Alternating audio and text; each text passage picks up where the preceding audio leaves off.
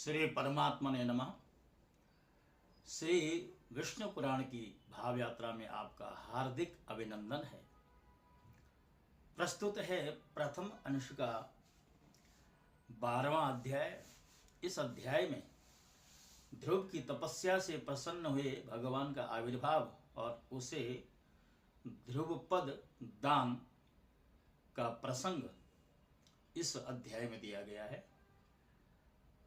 पराशर जी कहते हैं कि हे मैत्रेय, यह सब सुनकर राजपुत्र ध्रुव उन ऋषियों को प्रणाम कर उस वन में चल दिया और हे द्विज, अपने को कृतकृत्य मानकर वह यमुना तटवर्ती अति पवित्र मधु नामक वन में आया। आगे चलकर उस वन में मधु नामक दैत्य रहने लगा था, इसलिए वह इस पृथ्वी तल में मधुवन नाम से विख्यात हुआ। वहीं मधु के पुत्र लवण नामक महाबली राक्षस को मारकर शत्रुघ्न ने मथुरा अर्थात मथुर नाम की पुरी बसाई थी,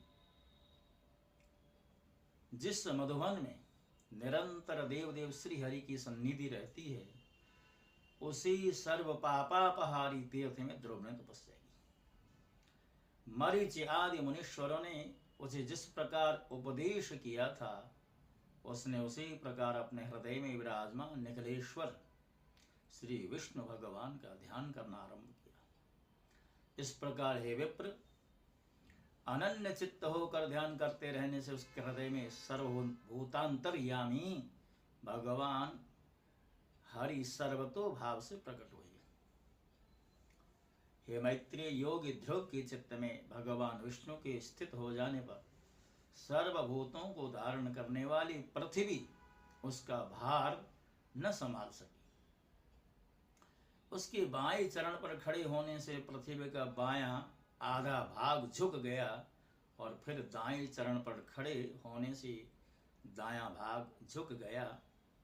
और जिस समय वह पैर के अंगूठे से पृथ्वी को बीच में दबाकर खड़ा हुआ, तो पर्वतों के सहित समस्त भूमंडल विचलित हो गया।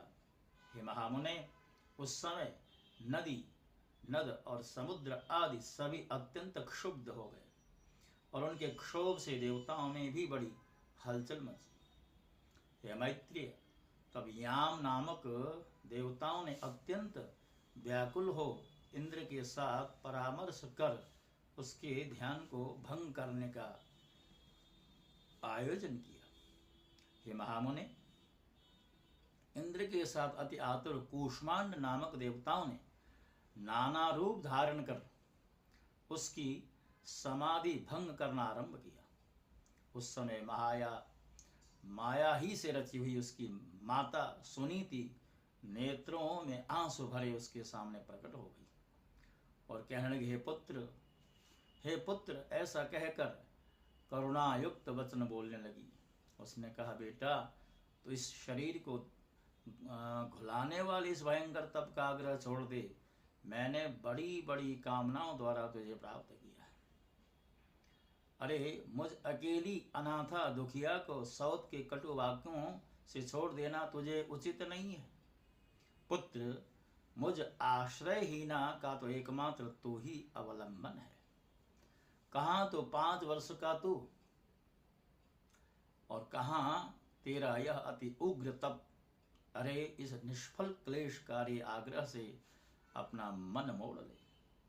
अभी तो तेरे खेलने कूदने का समय है, फिर अध्ययन का समय आएगा, तदनंतर समस्त भोगों को भोगने का और फिर अंत में तपस्या करना भी ठीक होगा। पुत्र, तुझ सुकुमार बालक का जो खेल कूद का समय है, उसी में तू तपस्या करना चाहता है, तो इस प्रकार क्यों अपने सर्वनाश में तत्पर हुआ है? तेरा परम धर्म तो मुझको प्रसन्न रखना ही, अतः तू अपनी आयु और अवस्था के अनुकूल कर्मों में लग मोह का अनुवर्तन न कर और इस तप रूपी अधर्म से निवृत्त हो जा। हे पुत्र, यदि आज तू इस तपस्या को न छोड़ेगा तो देख, तेरे सामने ही मैं अपने प्राण त्याग दूंगी।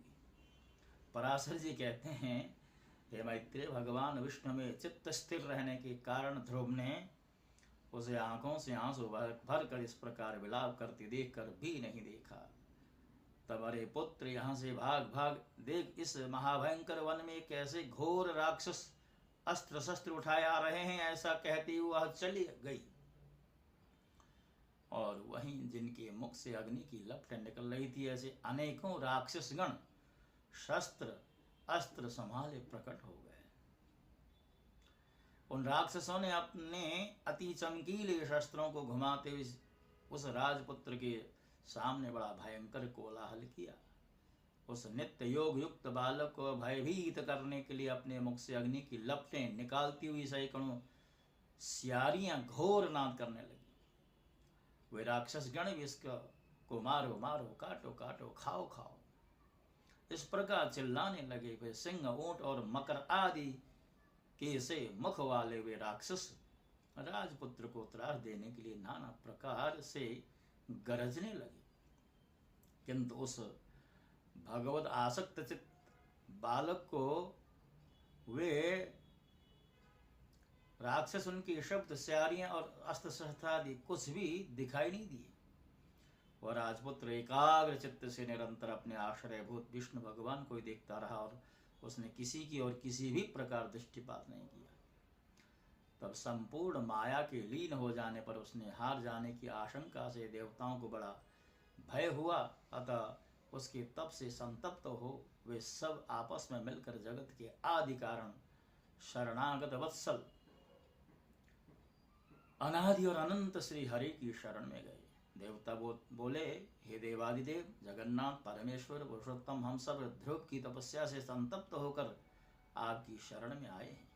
हे देव, जिस प्रकार चंद्रमा अपनी कलाओं से प्रतिदिन बढ़ता है, उसी प्रकार यह भी तपस्या के कारण रात दिन उन्नत हो रहा है। हे जनार्दन, इस उत्तानपाद के पुत्र की तपस्या से भयभीत होकर हम आपकी शरण में आए हैं।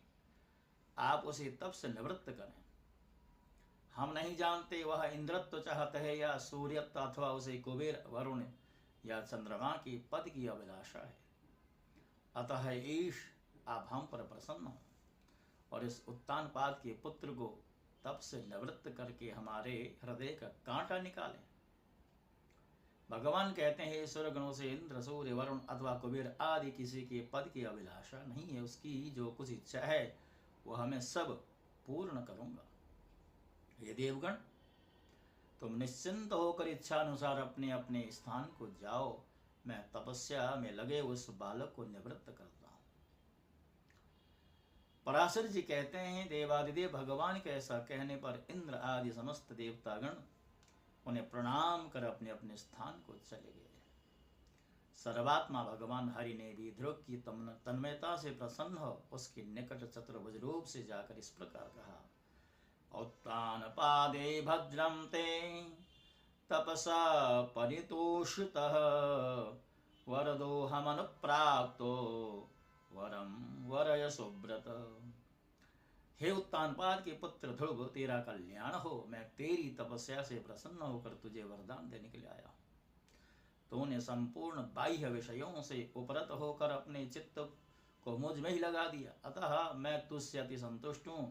अब तू अपनी इच्छा अनुसार श्रेष्ठ वर मांग। पराशर जी कहते हैं कि देवादिदेव भगवान के ऐसे वचन सुनकर बालक ध्रुव ने आंखें खोली और अपनी ध्यान अवस्था में देखे हुए भगवान हरि को साक्षात अपने सम्मुख खड़े देखा।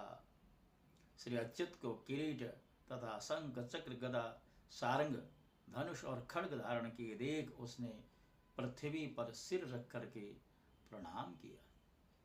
सहसा रोमांचित तथा परम भयभीत होकर उसने देवदेव की स्तुति करने की इच्छा प्रकट की। किंतु इनकी स्तुति के लिए मैं क्या कहूँ? क्या कहने से इनका स्तवन हो सकता है? यह न जानने के कारण वह चित्त में व्याकुल हो गया और अंत में उसने उन देवदेव को ही शरण ली। ध्रुव ने कहा, भगवान, आप यदि मेरी तपस्या से संतुष्ट हैं तो मैं आपकी स्तुति करना चाहता हूँ। आप मुझे यही वर दीजिए जिससे मैं स्तुति कर सकूं। हे देव, जिनकी गति ब्रह्मा आदि वेद वेदज्ञ जन भी नहीं जानते, उन्हीं आपका मैं बालक कैसे स्तवन कर सकता हूँ। किंतु हे परम प्रभु, आपकी भक्ति से द्रवीभूत हुआ मेरा चित्त आपके चरणों की स्तुति करने में प्रवृत्त हो रहा है, अतः आप इसे उसके लिए बुद्धि प्रदान करें। पराशर जी बोले, हे द्विजवर्य, तब जगतपति श्री गोविंद ने अपने सामने हाथ जोड़े खड़े हुए उस उत्तानपाद के पुत्र को अपने वेदमय शंख के अंत अर्थात वेदांतमय भाग से छू दिया। तब तो एक क्षण में ही वह राजकुमार प्रसन्न मुख से अति विनीत हो सर्वभूताधिष्ठान श्री अच्युत की स्तुति करने लगा। ध्रुव कहता है, पृथ्वी, जल, अग्नि, वायु, आकाश, मन, बुद्धि, अहंकार और मूल प्रकृति ये सब जिनके रूप हैं, उन भगवान को मैं नमस्कार करता हूँ। जो अति शुद्ध, सूक्ष्म, सर्वव्यापक और प्रधान से भी परे हैं, वह पुरुष जिनका रूप है, उन गुणभोक्ता परम पुरुष को मैं नमस्कार करता हूँ। हे परमेश्वर, पृथ्वी आदि समस्त भूत गंधादि उनके गुण, बुद्धि आदि अंतःकरण चतुष्टय तथा प्रधान और पुरुष जीव से भी परे जो न सनातन पुरुष हैं, उन आप निखिल ब्रह्मांड नायक की ब्रह्मभूत शुद्ध स्वरूप आत्मा की शरण ग्रहण करता हूँ। हे सर्वात्मन, हे योगियों के चिंतनीय, व्यापक और वर्धनशील होने के कारण आपका जो ब्रह्म व्यापक स्वरूप है, उस विकार रहित रूप को मैं नमस्कार करता हूँ। हे प्रभु, आप हजारों मस्तकों वाले, हजारों नेत्र वाले, हजारों चरणों वाले परम पुरुष हैं। आप सर्वत्र व्याप्त हैं और पृथ्वी आदि आवरणों के सहित संपूर्ण ब्रह्मांड को व्याप्त कर 10 गुण महाप्रमाण में स्थित हैं। हे पुरुषोत्तम, भूत और भविष्य जो कुछ पदार्थ हैं वे सब आप ही हैं, तथा विराट, स्वराट, सम्राट और अधिपुरुष ब्रह्मा आदि ये सब आप ही से उत्पन्न हुए। वे ही आप इस पृथ्वी की नीचे ऊपर इधर उधर सब ओर बढ़े हुए हैं। यह संपूर्ण जगत आप ही से उत्पन्न हुआ है तथा आप ही से भूत और भविष्यत हुए हैं। यह संपूर्ण जगत आपके स्वरूप भूत ब्रह्मांड के अंतर्गत है। फिर आपके अंतर्गत होने की तो बात ही क्या है। जिससे सभी पुरोडाशों का हवन होता है, वह यज्ञ, प्रसादाज्य, दधि और घृत तथा ग्राम्य और वन्य दोनों प्रकार के पशु आप ही से उत्पन्न हुए हैं। आप ही से ऋक्, साम और गायत्री आदि छंद प्रकट हुए हैं।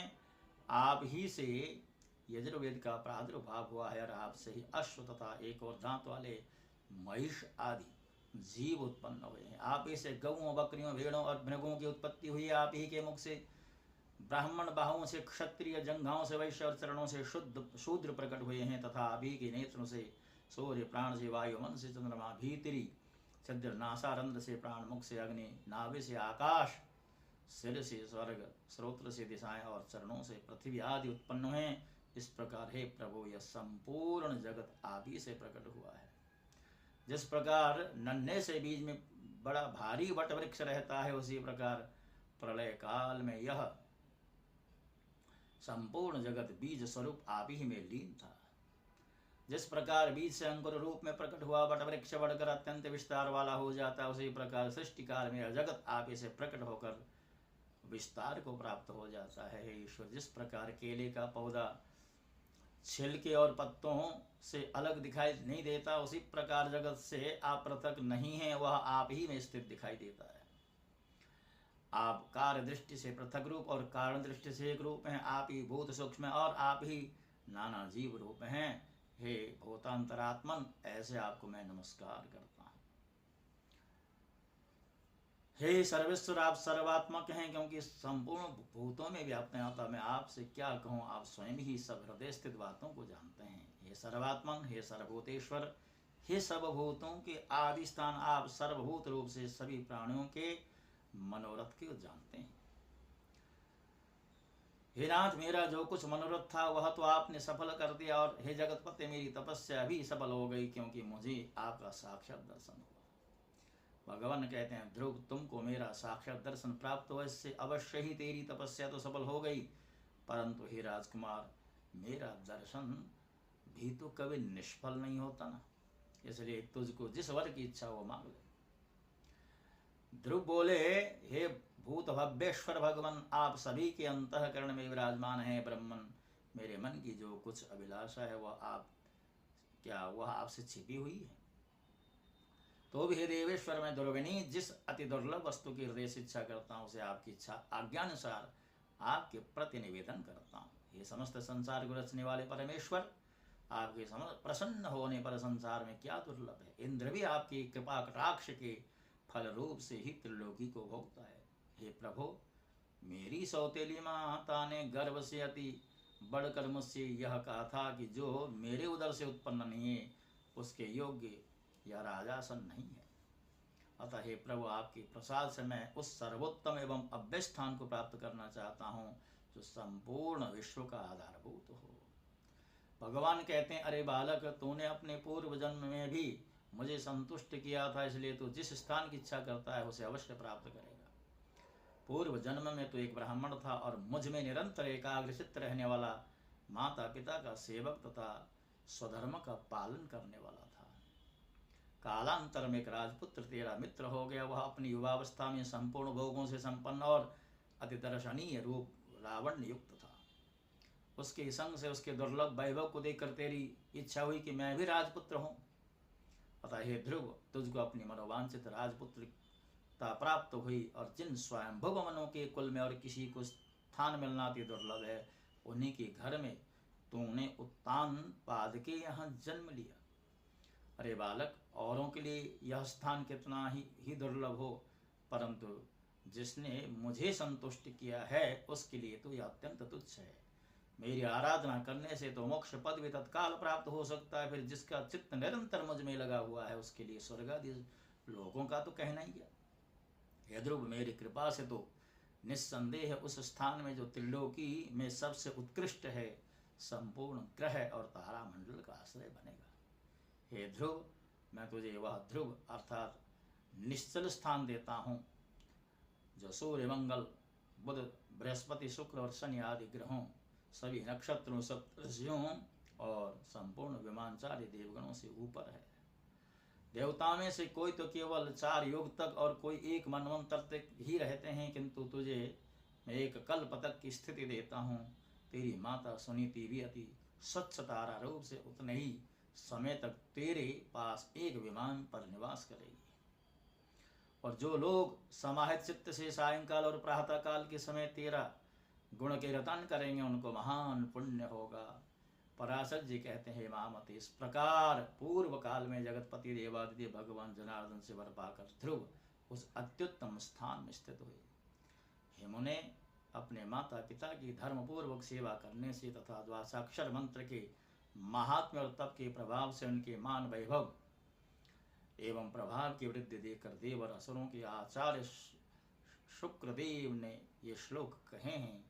अहोस्य तपसो वीर्यम अहोस्य तपसः बलम यदेनं पुरतः कृत्वा ध्रुवं सप्तर्षयस्थिताः ध्रुवस्य जननी चेयं सुनीतिर्नाम सुनृता अस्यास महिमानं का शक्तो वर्णयितुं भुवि त्रैलोक्याश्वेतां प्राप्तं परं स्थानं स्थिरायते स्थानं प्राप्ता परं धृत्वा या कुक्षि विवरि ध्रुवम्।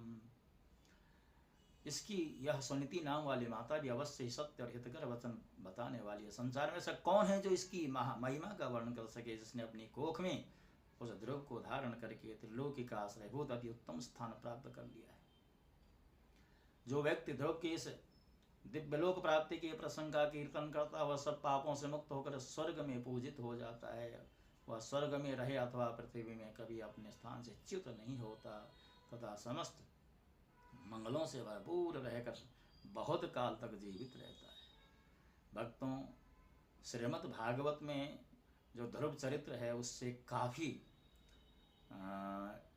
विष्णु पुराण के चरित्र में भिन्नता दिखाई पड़ी है। जैसा कि हमने कहा, जो भी व्यास जी ने अलग अलग ग्रंथों में प्रसंग लिखे हैं वो व्यास जी के वचन होने से हमें उसमें कोई संदेह नहीं करना चाहिए। श्रीमद् भागवत के वक्ताओं और श्रोताओं के लिए वही प्रसंग जो है मान्य हैं, पूज्य हैं, और जो विष्णु पुराण का आश्रय लेने वाले भक्त हैं उनके लिए ये प्रसंग भी स्वीकार्य है और स्वीकार करना ही पड़ेगा। जैसा कि हमने कहा, वो व्यास जी की वाणी है, क्योंकि जो भी पुराण होता है, जिस देवता की प्रधानता को लेकर के जिस पुराण की रचना वेद व्यास जी ने की है, उस पुराण में जितने भी शब्द हैं